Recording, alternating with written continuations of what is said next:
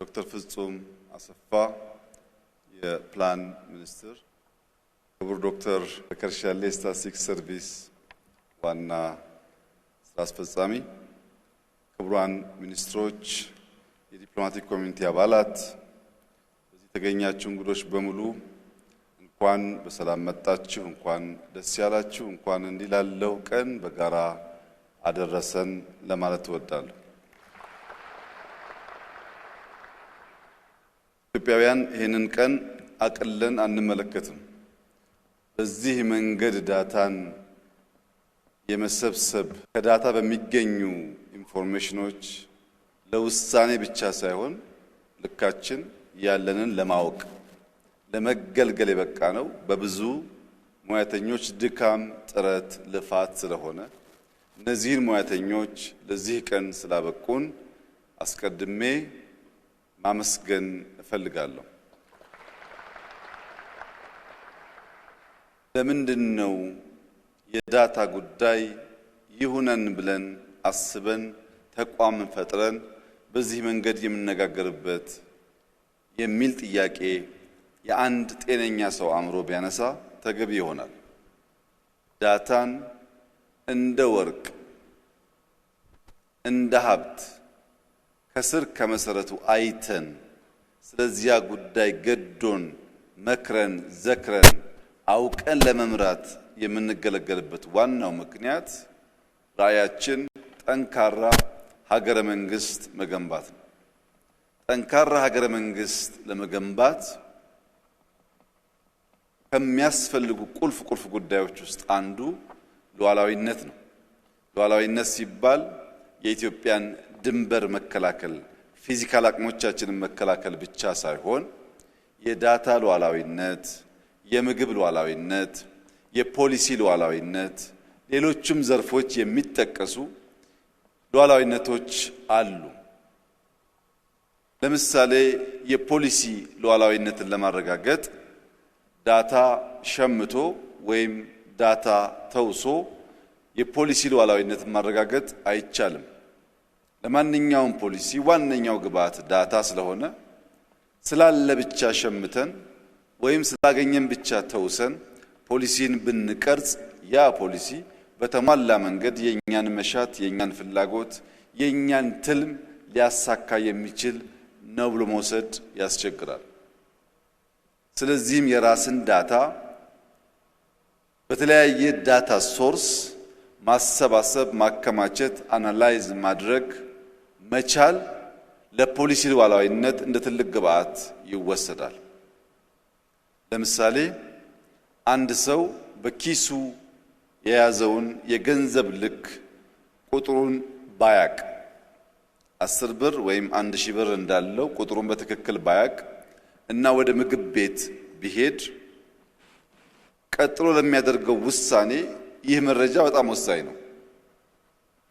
ጥብስ ነው የሚበላው ወይስ ሽሮ ነው የሚበላው ወይስ ዳቦ በሻይ ነው የሚበላው የሚወሰነው በኪሱ ባለ ገንዘብ ልክ ነው። በኪሱ ምን ያክል ገንዘብ እንዳለ ያላወቀ ሰው ሁለት ችግር ይገጥመዋል። አንደኛው የተሻለ ነገር አዞ መጠቀም ሲችል ያለውን ባለማወቁ የማይፈልገውንና የማይመቸውን ምግብ አዞ ሊበላ ይችላል። ሁለተኛ ደግሞ ያለውን በትክክል ሳያቅ የተጋነነ ነገር አዞ በኋላ ባለዳ ሊሆን ይችላል። በሀገር ደረጃ ደግሞ ስናየው ኢትዮጵያ ያላትን አቅም፣ ያላትን ሪሶርስ፣ ያላትን የማድረግ አቅም በቅጡ ካላወቅን ሌላው ቀርቶ አሁን ዓለም ላይ በተለመደው ሬቲንግ ሌሎች ነው ሬት የሚያደርጉን በበቂ ለመገበያየት፣ በበቂ የውጭ ኢንቨስትመንት ለመሳብ፣ በበቂ ለመበደር ሁሉ አዳጋች ይሆናል። ስለኛ ልክ ስለኛ ብቃት የሚነግሩን ሁል ጊዜም ሌሎች ከሆኑ እኛ ለዛ ፕሮሰስ የምናዋጣው ምንም መረጃ ከሌለ ትክክለኛ ኢንፎርሜሽን፣ ትክክለኛ ሬቲንግ ላይሆን ይችላል። ቅድም እንደተገለጸው ሉዓላዊነት ስንል ኢንዲፔንደንት እያልን አይደለም። ማንም ሀገር በተሟላ መንገድ ኢንዲፔንደንት መሆን አይችልም፣ ግን ኢንተርዲፔንደንት መሆን ይቻላል። እኛ የምንሰጠውን የምናቅ የምንቀበለውን የምናቅ ስንቀበል ወደን ፈቅደን ለሚያስፈልገን ጉዳይ መሆኑን ለይተን ከሆነ ያኔ የትም ሶርስ መረጃ ብንወስድ ለምን እንደምንጠቀምበት እናቃለን። ከኛ የሚወስዱም የኛን የሥራ ሂደት የሚገነዘቡ ከሆነ በተሟላ መንገድ አምነው የሚቀበሉንና የሚገለገሉበት ይሆናሉ። የዳታ ሶርስ አንድ ብቻ ሲሆን የዳታ ጥራት ላይ የሚያስከትለው አደጋ አለ። ቅድም ሲገለጽ እንደነበረው ዳታ ኮሌክተርስ ፊዚካሊ ሄደው ዳታ ሲሰበስቡ፣ በሪሞት በሳተላይት ዳታ ሲሰበሰብ፣ በድሮን ዳታ ሲሰበሰብ ለፕሮክሲሚቲ የጂኦስፓሻል መረጃ ሲታከልበት የዚያ ዳታ ጥራት ያደገ ይሆናል። ከብዙ ዳታ ሶርስ በብዙ መንገድ ዳታ ሰብስበን ትሪያንጉሌት ማድረግ የማንችል ከሆነ ሙሉ ዕውቀት ከዚያ ዳታ ልናገኝ አንችልም። የዳታ ሶርስ ማብዛት እና ትሪያንጉሌት ማድረግ የጠራ መረጃ ለማግኘት ያግዛል። ዛሬ የስታቲስቲክስ አገልግሎት በሳተላይት በድሮን ፊዚካሊ የላካቸውን ሰዎች እና የጂኦስፓሻል መረጃ ተጠቅሞ የኛን ግብርና፣ የኛን ጤና፣ የኛን አጠቃላይ የማድረግ አቅም የለካበት መንገድ ለመላው ኢትዮጵያውያን እንደ ታላቅ ድል ሊወሰድ ይገባዋል። በግሌ የስታቲስቲክስ አገልግሎት የፕላን ኮሚሽን ላለፉት በርካታ ወራት ብዙ ሺህ ሰው አሰማርቶ የሰበሰባቸው ዳታዎች፣ የተጠቀመባቸው ሜቶዶሎጂዎች ለኢትዮጵያ ለቀጣይ እድገትና ለምናስበው የሀገረ መንግስት ግንባታ ጉልህ ሚና የሚጫወት መሆኑን ስለማመን የተደረገውን ጥረት ብቻ ሳይሆን ዳታ ሰብስበው በዳሽቦርድ በቀለለ መንገድ ለተገልጋይ ማቅረብ ከኋላ ያለውን ጣጣ ባንገነዘብም በአውትካም ሌቭል በአውትፑት ሌቭል ነገርየውን ለመረዳት የሚያግዝ እንደሆነ ሁሉ የሰሩትን ስራ በዚህ መልክ ሁሉም ባለድርሻ አካላት ባሉበት ሳይንሳዊ በሆነ መንገድ መሰብሰብ ብቻ ሳይሆን ፕሬዘንተብል በሆነ መንገድ ማቅረብ መቻላችንም ሌላ የኩራት ምንጭ ስለሆነ እንኳን ደስ ያላችሁ ማለት ፈልጋለሁ።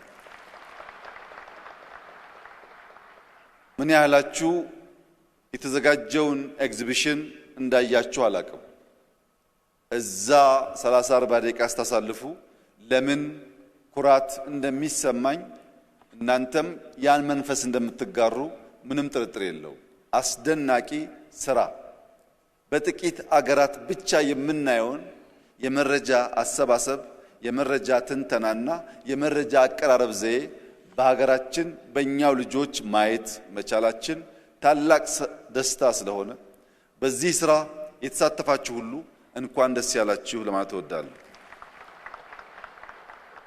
ቀደም አቅራቢዎች ሲገልጹ እንዳስቀመጡት ዳታ ሰብሳቢውም ዳታ ተናጋሪውም ዳታ አድማጩም በአንድ ስፍራ ያሉ ከሆነ የኤምፒሪካል ዳታ አናሊሲስ ብቃት አያጎናጽፍም።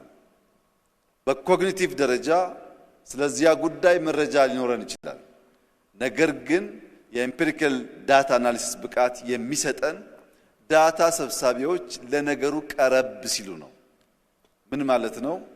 አንድ አርሶ አደር ከ3 ሄክታር መሬት ላይ 100 ኩንታል ስንዴ ሰበሰበ የሚለው ኢንፎርሜሽን ለዳታ ሰብሳቢውም ለዳታ አድማጩም እኩል መሆን አይችልም። ዳታ ሰብሳቢው ያ 3 ሄክታር ምን አይነት መልክዓ ምድር እንደሆነ፣ ውሃ በስንት ርቀት እንደሚገኝ፣ ምን አይነት ፓምፕ እንደሚጠቀሙ፣ ምን አይነት ማሽነሪ እንደሚጠቀሙ፣ ሃርቨስት በሚያደርጉበት ሰዓት ምን ያክል ዌስት እንዳለ ብዙ ተጨማሪ መረጃዎች በአካል በቅርበት ስለሚያቅ ከሚነግረን ባሻገር ስለዚህ አካባቢ የጠለቀ ግንዛቤና ዕውቀት ሊይዝ ይችላል። በቅርቡ ባሌ ሀረና የሚባል ናሽናል ፓርክ ውስጥ ሰዎች ህገወጥ በሆነ መንገድ ወደ ናሽናል ፓርክ እየገቡ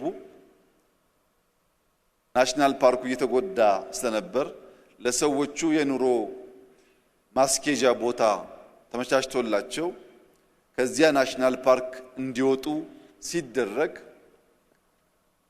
በዚያ ፓርክ ውስጥ የነበሩ አርሶ አደሮች በአቨሬጅ እስከ 2000 ኩንታል የሚጠጋ ምርት ከነሱ ቤት ከነሱ ጓሮ ተገኝቷል። ነገር ግን የነዚያ አርሶ አደሮች የህይወት ዘዬ ሲታይ 2000 ኩንታል ማምረት የሚችል አርሶ አደር የሚኖርበትን የዘዬ ደረጃ አይኖሩም። ቤታቸው የምታውቁት የኢትዮጵያ አርሶ አደሮች ጎጆ ቤት ነው። የሶላር ሲስተም የላቸውም። ቤታቸው የሚተኙበትና የሚመገቡበት የተለያየ ክፍል አይደለም። ምርታቸውና ኑሯቸው አይመጣጠንም። በቅርበት በምናይበት ሰዓት በአውትፑት ደረጃ የዚያ ዳታ መሰብሰብና መተንተን የሚያመጣውን ፍሬ ሐሳብ መረጃ ኢንፎርሜሽን ማግኘት ብቻ ሳይሆን ከአውትፑት ወደ አውትካም መሸጋገር አለበት። ያ ዳታ በፖሊሲ ተደግፎ አመራር ተሰጥቶት በእያንዳንዱ ዜጎች በሃውስሆልድ ደረጃ በህይወታቸው ላይ የሚያመጣውን ኢምፓክት ማየት ካልቻል እንዲሁ ምርት እንዲሁ ሊታረስ የሚችል መሬት ስፋት ብቻውን በቂ አይደለም። እነዛ ዳታዎች የሚያስፈልጉን እያንዳንዱን ሰው ህይወቱን መንካት ሲችሉ የህይወት ደረጃውን ማሻሻል ሲችሉ ውጤቱ ኢምፓክት ሲያመጣ የአርሶ አደር አርሶ ማምረት ብቻ ሳይሆን ልጆቹን ትምህርት ቤት መላክ መቻሉን ስናረጋግጥ ልጆች ትምህርት ቤት መሄዳቸው ብቻ ሳይሆን በሚያገኙት ምግብ የኒውትሪሽን እጥረት እንዳያጋጥማቸውና ያም የኢንቨስትመንት አካል መሆኑን የሚገነዘቡ ዜጎች ሲበራከቱ ነው። ስለዚህ ዳታ በመሰብሰብ አናላይዝ በማድረግ በአውትካም ሌቭል መረጃውን ከማከፋፈል ባሻገር ከመስጠት ባሻገር የሰውን ላይፍ ኢምፓክት ማድረጉን ማረጋገጥ በእጅጉ ያስፈልጋል። ለዚህ ደግሞ ቴክኖሎጂ በተለይም አርቲፊሻል ኢንተለጀንስ አይተኬ ሚና አለው። በእርግጥ ወርቁ እንዳቀረበው ኢመርጂንግ ቴክኖሎጂስ ኮንቨርጅ እያደረጉ ነው። ማቴሪያል ሳይንስ፣ ናኖ ቴክኖሎጂ፣ ባዮቴክኖሎጂ፣ ኤአይ የምንላቸው ጉዳዮች አንዱን ከአንዱ ለይተን ማየት በማንችልበት ደረጃ ኮንቨርጅ እያደረጉ ይገኛሉ። ለምሳሌ ስታቲስቲክስ አገልግሎት የሚሰራቸው ስራዎች 60፣ 70፣ 80% ኤአይን መጠቀም አስገዳጅ መሆኑ ብቻ ሳይሆን ስታቲስቲክስን ከኤአይ ውጭ ማሰብ ወደማንችልበት ደረጃ ደርሰናል። ግብርናን ከኤአይ ውጭ፣ ጤናን ከኤአይ ውጭ ማሰብ አንችልም። ኮንቨርጅ አድርገዋል። እያንዳንዱ መስሪያ ቤት፣ እያንዳንዱ ተቋም፣ እያንዳንዱ የግል ኩባንያ ቴክኖሎጂን መጠቀም በቴክኖሎጂ መታገዝ ሲችል ጥራት፣ ስፋት፣ ውጤት፣ ተደራሽነት በእጅጉ ሊጎለብቱ ስለሚችሉ በእያንዳንዱ ተቋም ኤአይን መጠቀም ባጠረ ጊዜ ኢንፎርሜሽን መሰብሰብ ባጠረ ጊዜ የዲሲሽን ሳይክልን ማሳጠር መቻል የምንችለው ቴክኖሎጂን በብቃት ስንጠቀም ነው። ለዚህ የፕላን ኮሚሽን ጥሩ ማሳያ ይመስለኛል። እውነት ለመናገር ኢትዮጵያ ውስጥ እድሜ ጠገብ ጠንካራ ስራ ከሚሰሩ ተቋማት አንዱ የስታቲስቲክስ አገልግሎት ነበረ። አሁን ያለበት ደረጃ ላይ ደርሶ ትናንትና ወድስ የነበረውን ስናይ ግን ቀንና ማታ ማለት ነው። እንኳን 50 60 ሺህ ዳታ ኮሌክተርስ አይፓድ አስይዞ የት ሎኬሽን እንዳሉ አውቆ መከታተል ይቅርና እያንዳንዱን ዳታ ያ ሰው በአካል ቦታው ተገኝቶ መሰብሰቡን ማረጋገጥ የሚችሉበት መንገድ እንኳን አልነበራቸውም። የዳታ ቫሊዴሽን ለአናሊሲስ ከፍተኛ ትርጉም አለው። ያን ለማድረግ አሁን እያንዳንዱ ዳታ ኮሌክተር በተሰጠው ቀጠና ውስጥ ሆኖ ዳታ እየሰበሰበ መሆኑን ማወቃቸው ብቻ ሳይሆን የዳታ አሰባሰብ ስርዓቱ እንከን ካለበት ስህተት ካለበት ሲስተሙ እያገዘ ማረም መቻላቸው በእጅጉ አጋዥ ጠቃሚ ስራ ስለሆነ ሁላችንም የግልም ይሁን የመንግስት መስሪያ ቤቶች ቴክኖሎጂን መጠቀም ኤአይን መጠቀም የራስ አቅምን በትክክል ማወቅ ያለ መመንዘርና ለማድረግ የምናደርገው ጥረት ዳታና ወርቅን ኢኳሊ ኢምፖርታንት መሆናቸውን አምኖ በፖሊሲ በህግ በእውቀት የሚመራ ማንኛውም ሀገርና መንግስት ምንም ጥርጥር የለውም ብልጽግናን ያረጋግጣል። እዚህ ያላችሁ ክቡራትና ክቡራን ዛሬ ስለ ዳታ ወጣት የሥራ ኃላፊዎች ያላቸው ግንዛቤ የደከሙበት የተጉበት የሰሩበትና ለኛ ያመላከቱበትን መንገድ ስመለከት ኢትዮጵያ እንደተባለውም የማንሰራራት ጉዞ መጀመሯ ለሁሉም ሰው ግልጽ በሆነ መንገድ የሚያመላክት አንድ ነገር ነው። ወርቅ ከጥቂት ሚሊየን 5 ቢሊዮን ዶላር ኤክስፖርት ማድረግ የቻለች ሀገር ለዳታ ግምት ካለመስጠት ዳታን በብዙ ሶርስ መሰብሰብ አናላይዝ ማድረግና ለውሳኔ ሰጪው አካል በጥራትና በፍጥነት ማቅረብ የምትችል ሀገር ከሆነች ከወርቅ ያልተናነሰ ሀብት መሆኑን እየተገነዘበ እንደመጣን ያመላክታል። ይህ ጉዳይ መጠናከር አለበት። ይህ ጉዳይ የሁላችን ትኩረት የሚሻ ጉዳይ መሆን አለበት። ይህ ጉዳይ ይሁነን ብለን የምንገነዘበው የምንመራው መሆን አለበት።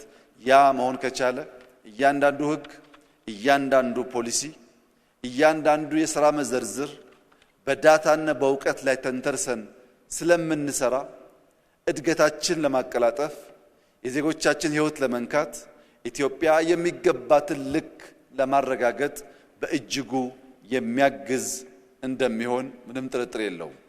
ይህ ስራ እንዲሳካ በእውቀት በገንዘብ በጉልበት ያገዛችሁ የተሳተፋችሁ ዜጎችና አጋሮቻችን በሙሉ እንኳን ደስ ያላችሁ። ታላቅ ስራ ሰርታችኋል። ይህ ስራ ቀጥሎ የኢትዮጵያ ብልጽግና ሲረጋገጥ እንደ አንድ ማይልስቶን ይህንን ቀን የምናወሳበት ጊዜ በቅርብ የሚደገም እንደሚሆን ተስፋ አደርጋለሁ። ስለነበረን ጊዜ ስላሳያችሁን፣ ስለ መረጃው፣ ስለ እውቀቱ በእጅጉ አመሰግናለሁ።